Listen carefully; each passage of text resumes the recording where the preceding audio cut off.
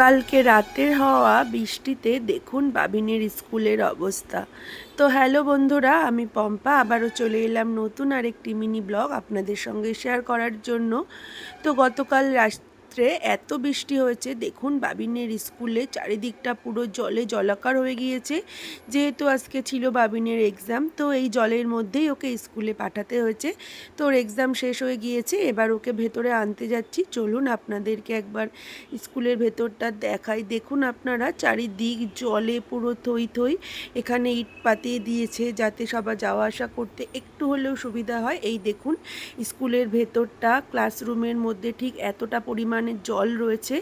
তো সব বাচ্চাদের আজকে অনেকটাই কষ্ট হয়ে গিয়েছে এই জলের মধ্যে। কোনোভাবে পরীক্ষা হয়েছে, নিচতলাটা পুরো জলে ডুবে গিয়েছে, তাই ওপরেই পরীক্ষাগুলো।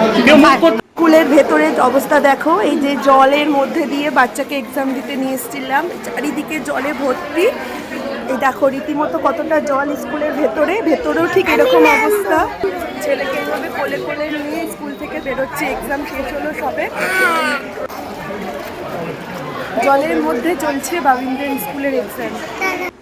তো তারপরে ওকে নিয়ে চলে আসলাম বাইরে। রাস্তাঘাটের অবস্থা দেখুন, চারিদিক পুরো জলে থই থই অবস্থা হয়ে রয়েছে আমাদের।